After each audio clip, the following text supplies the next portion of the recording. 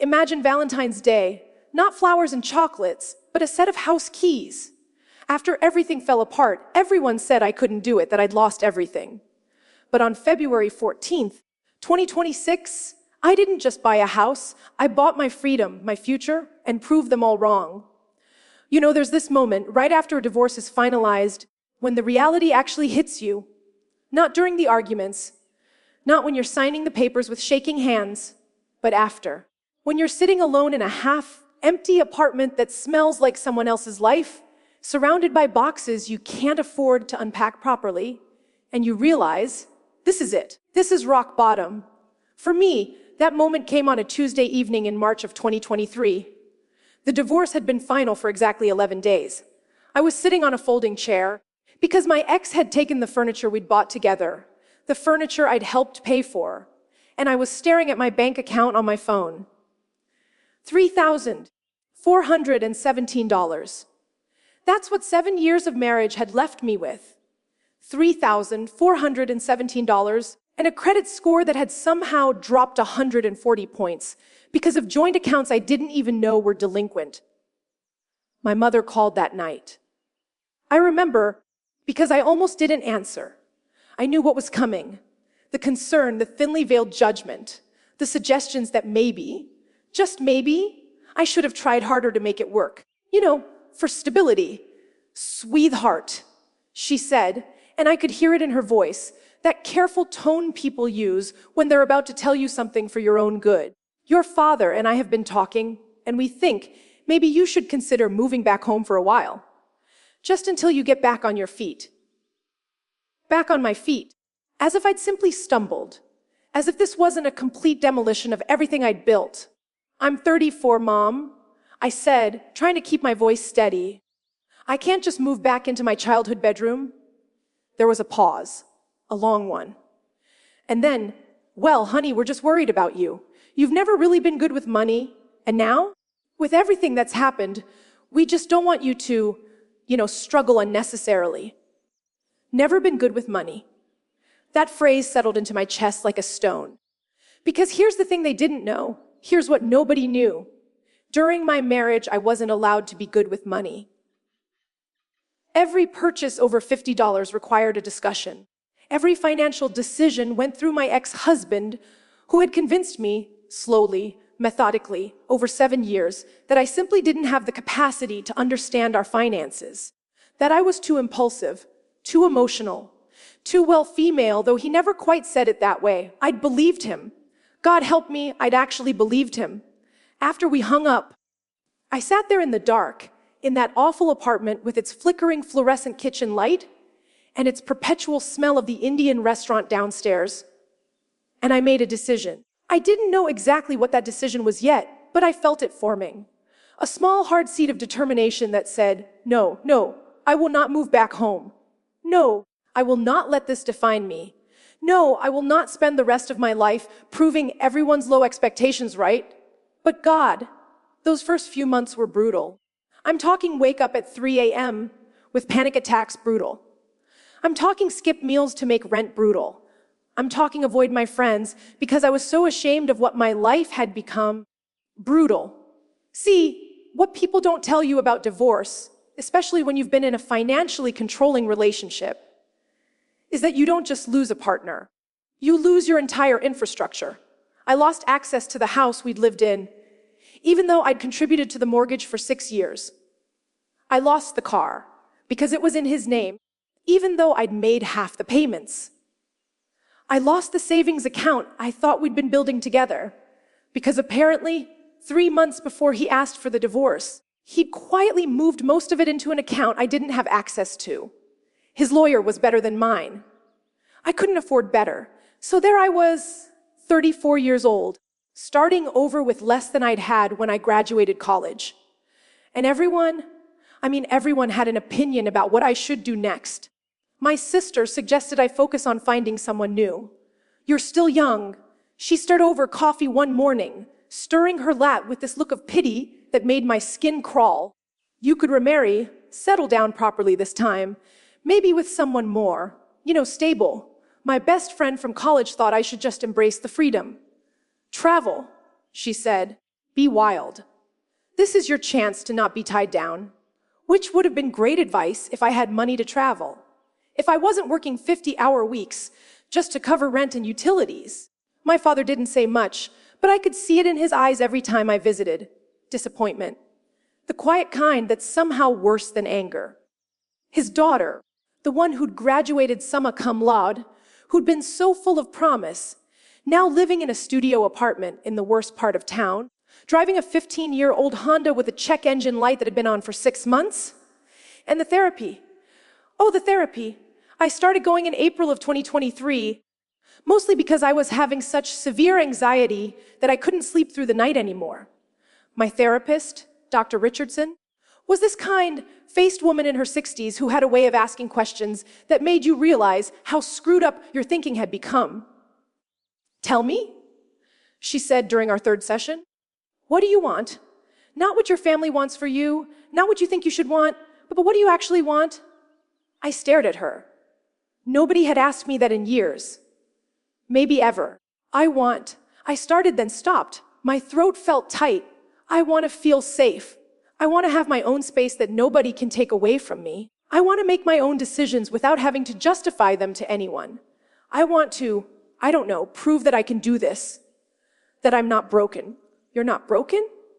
she said gently. "You're rebuilding. There's a difference. Rebuilding." I held onto that word like a lifeline. So I started. Small things at first. I made a budget, an actual budget, on a spreadsheet that I color-coded because somehow that made it feel more manageable. I tracked every single dollar, every coffee, every grocery trip, every unexpected expense. And you know what I discovered? I wasn't bad with money. I'd never been bad with money. I'd just been controlled. When you actually know where your money is going, when you're the one making the decisions, it's amazing how much more you can do with it. I started reading personal finance books, blogs, podcasts. I became obsessed. How to build credit, how to save for a down payment, how to invest. All these things my ex-husband had told me were too complicated for me to understand. I was learning on lunch breaks and weeknights, sitting in that tiny apartment with my laptop balanced on my knees. And I set a goal, a crazy, impossible, ridiculous goal. I was going to buy a house. Not in 10 years, not when I remarried, not when things somehow magically got better. I was going to buy a house, on my own, within 3 years. When I told my mother, she actually laughed. Not meanly, but the way you laugh when someone says something absurd. "Honey," she said, "you can barely afford your apartment. How are you going to buy a house?" "I'll figure it out," I said. She sighed. "You're being unrealistic. You need to focus on stability first. Maybe take some classes, get a better job, build up your savings. Then, maybe in 5 or 10 years, if you're married again, you could think about home ownership. 5 or 10 years, married again." As if my worth, my ability to own property, was dependent on attaching myself to another person. But here's what happened. That conversation, instead of discouraging me, lit a fire under me. I went home that night and I calculated exactly what I would need. Down payment, closing costs, moving expenses, emergency fund. The number was staggering. $68,000. I had $3,000 in my account. I would need to save $65,000 in 3 years while paying rent, while rebuilding my life. It was impossible. Every calculator I used, every financial advisor blog I read said it was impossible. So naturally, I decided to do it anyway. I got a second job. Freelance graphic design work, nights and weekends. I was already working full-time as a marketing coordinator, a job that paid okay but not great. And now I was taking on logo designs, social media graphics, whatever I could find on freelance platforms. I worked until midnight most nights. I worked through weekends. I turned down invitations to dinners, to weddings, to birthday parties, because every dollar I didn't spend was a dollar closer to my goal. My friends started to worry. "You're working too hard," they'd say. "You need to have a life. You need to date. You need to have fun." But they didn't understand. This wasn't about deprivation. This was about proving something. To myself, yes, but also to everyone who'd looked at me with pity. To my mother who thought I needed to move home. To my father whose disappointment I could feel like a physical weight. to my ex-husband who'd controlled every aspect of our financial life and made me believe I was incapable. By the end of 2023, 9 months after my divorce was finalized, I had saved $11,000. It wasn't enough, not nearly enough, but it was progress. Real, measurable progress. Dr. Richardson celebrated with me. "This is incredible," she said. "You should be proud." But my family's reaction was more muted. "That's great, honey," my mother said when I told her. "But you're going to burn yourself out. And what if you meet someone? What if you want to travel? You're tying yourself down to this goal that might not even be feasible. What if I meet someone?" As if that was the solution to everything. As if I needed to be saved. I kept going. 2024 was harder. The freelance work was inconsistent. Some months I'd make an extra $2,000. Other months, barely $300. I had to get creative. I sold things I didn't need. Old jewelry, furniture, clothes. I negotiated a raise at my full-time job, which nearly gave me an anxiety attack because I'd never advocated for myself like that before, but I did it. I got a 7% increase. I cut my expenses to the bone. I learned to cook cheap, healthy meals. Rice and beans became my best friend. I cut my own hair. I canceled subscriptions I didn't use. I biked to work when the weather allowed, saving on gas. Every single dollar that came in, I allocated. Some to living expenses, some to my emergency fund, and the majority to my house fund. My social life suffered. I won't pretend it didn't. Dating was basically non-existent. Who had time? Who had energy? And honestly, the thought of letting someone into my life again, into my finances, into my decisions, it made my stomach turn. I wasn't ready. Maybe I'd never be ready. But I had my spreadsheet. I had my budget, I had my goal, and slowly, painfully slowly, the number grew. By the end of 2024, I had $31,000 saved. $31,000. I remember staring at that number on my banking app and just crying. Not sad tears, but this overwhelming combination of pride and exhaustion and disbelief. I was halfway there. I was actually genuinely halfway there. But then 2025 brought challenges I hadn't anticipated. My car, that faithful 15-year-old Honda, finally died. Completely, irreparably died. I had to buy another one. And even though I bought used, even though I negotiated and searched for the best deal, it set me back $4,000. I cried that night too, but for different reasons. $4,000. 4 months of aggressive saving gone. I was back to $27,000. The finish line that had seemed within reach suddenly felt miles away again. My mother, when I told her, said, "You see, this is why you need to have more cushion. This is why your goals need to be more realistic." But I didn't give up. I couldn't. I'd come too far. I picked up more freelance work. I asked for additional projects at my day job. I even started a small Etsy shop selling digital planners, which brought in a few $100s a month. Not much, but every bit helped. And then in June of 2025, something shifted. My company promoted me. A real promotion, not just a title change. Assistant marketing manager with a 23% raise. 23%. I almost fainted when they told me. That raise changed everything. Suddenly, I could save more aggressively. Suddenly, my timeline wasn't just possible, it was probable. By October 2025, I had $48,000. By December, $55,000. I was so close I could taste it. But I was also terrified, because now it was real. Now I actually had to do the thing I'd been saying I would do. I had to talk to lenders, look at houses, make this dream into a reality. And what if I failed? What if I'd worked this hard, sacrificed this much, and it still wasn't enough? I started looking at houses online in January 2026. Just browsing at first, getting a sense of what was available in my price range.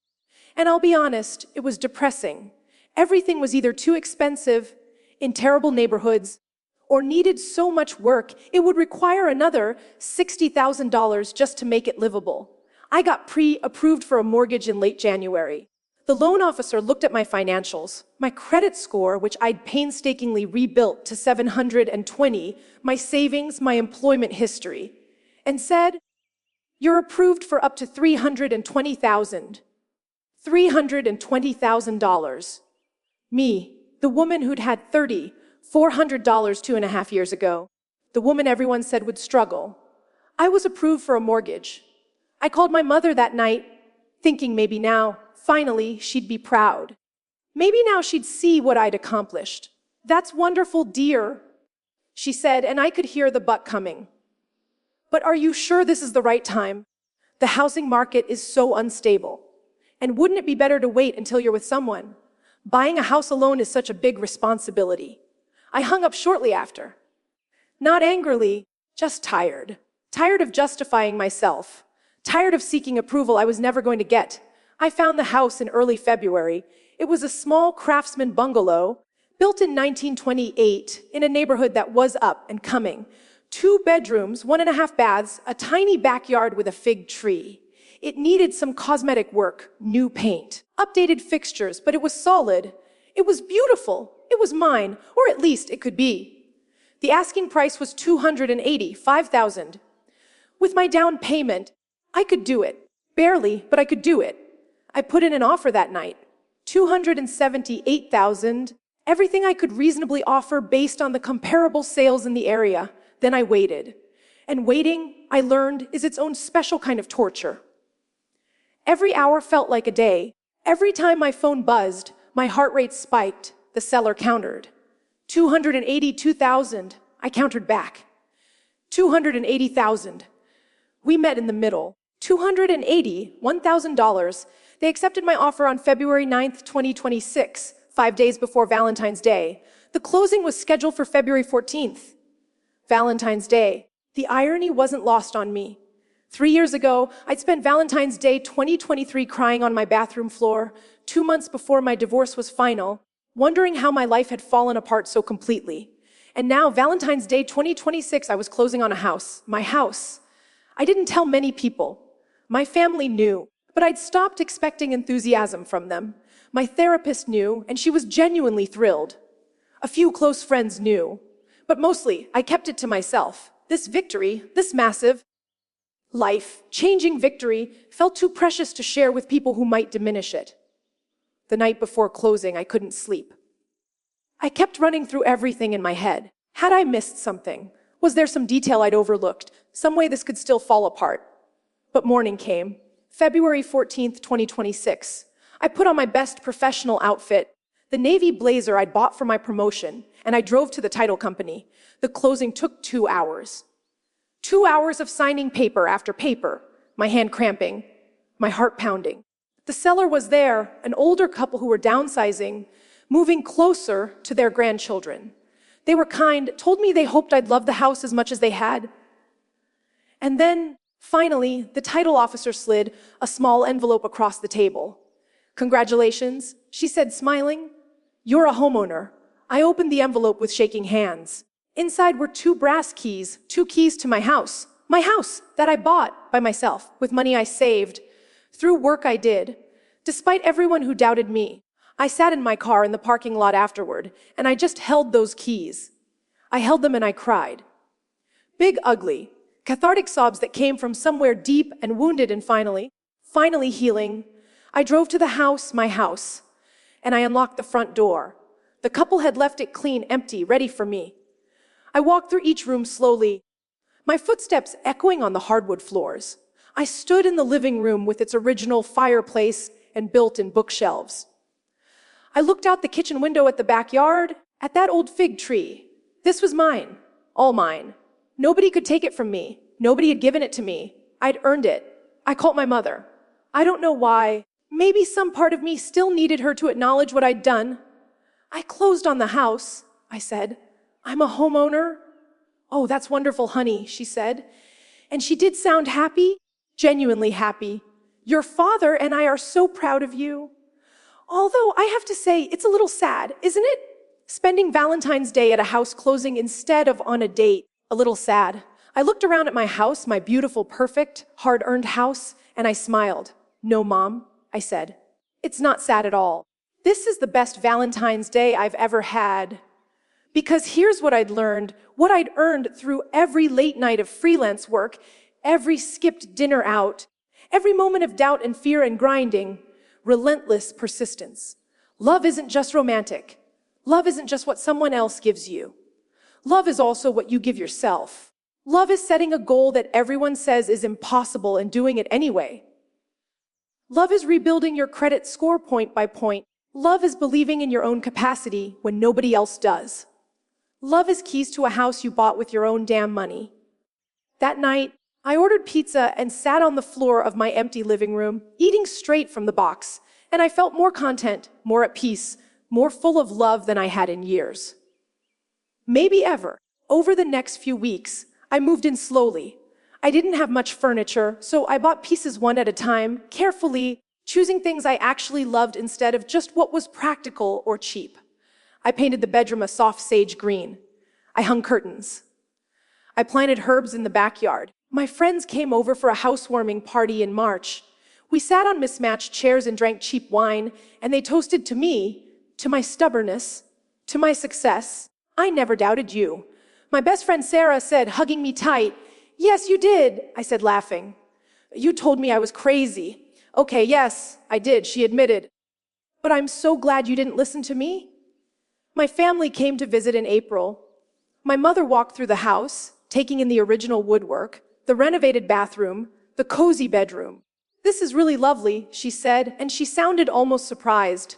"You did this all by yourself?" "I did," I said. My father hugged me before they left. A real hug, the kind he hadn't given me since before the divorce. "I'm proud of you, kiddo," he whispered. I should have said that sooner. Better late than never, I guess. But honestly, their approval, as nice as it was to finally receive, didn't matter as much as I thought it would. Because somewhere along the way, in those 2.5 years of grinding and saving and rebuilding, I'd stopped needing their validation. I'd found my own. Now, it's been almost a year since I bought the house. I'm sitting in my living room as I record this, looking at those same bookshelves, that same fireplace. I've filled the shelves with books, photos, little treasures I've collected. I've built a life here, a life that's entirely mine. Do I sometimes get lonely? Sure. Do I sometimes wonder what it would be like to share this space with someone? Of course. But I'm not in a rush, because I've learned that I'm complete on my own. A partner would be a bonus, not a necessity. Not a domain, not a solution, but a genuine choice made from a place of wholeness. The house has appreciated in value. My neighborhood is thriving. My little craftsman bungalow that I bought for $1,000 is now worth around $315,000. I have equity. I have an asset. I have security. But more than that, I have proof. Tangible, undeniable proof that I am capable, that I am strong, that I can set impossible goals and achieve them, that my ex-husband was wrong, that everyone who doubted me was wrong. And if I can do this, if I can go from $3,000 and a broken spirit to home ownership and genuine happiness, then I can do anything. So that's my story. That's how I spent Valentine's Day 2026. Not with chocolates or roses or a romantic dinner, but with keys, with freedom, with the sweetest victory I've ever tasted. And honestly, I wouldn't have it any other way. If you're going through something similar, if you're in that dark place where I was in March 2023, sitting on a folding chair, wondering how you'll ever recover, I want you to know something. You will. It won't be easy, it won't be quick, and there will be moments when you want to give up. But you can do hard things. You can rebuild. You can prove everyone wrong, but more importantly, you can prove yourself right. Set your impossible goal. Make your spreadsheet. Track your progress. Celebrate your small victories. And when people doubt you, when they tell you to be realistic, to lower your expectations, to wait for someone else to save you, smile and nod, and then go home and keep working toward your dream anyway. Because the best revenge isn't bitterness, it's success. It's standing in your own home, holding your own keys, living your own life, and realizing that you were the hero of your story all along. Happy Valentine's Day to me. And to anyone else who's choosing to love themselves enough to build the life they deserve. You've got this. I promise. If this story resonated with you, if you've been through something similar, or you're in the middle of your own comeback journey right now, I'd love to hear about it in the comments below. What's your impossible goal? What are you working toward that everyone says you can't do? Share your story, because you never know who needs to hear it. who needs to know they're not alone in this fight. And if you found hope in my journey, if something I said made you believe that maybe, just maybe, you can do the hard thing you've been putting off, do me a favor. Hit that like button, subscribe to the channel, and share this video with someone who needs to hear it. Your support means everything, and it helps this message reach more people who are sitting where I was 3 years ago, wondering if they'll ever make it through. Thank you for listening to my story. Thank you for being here. And remember, your dream home, whatever that looks like for you, whether it's an actual house or financial freedom or just peace of mind, it's not impossible. It's just hard. And you can do hard things. I'll see you in the next video. Now go out there and prove them all wrong.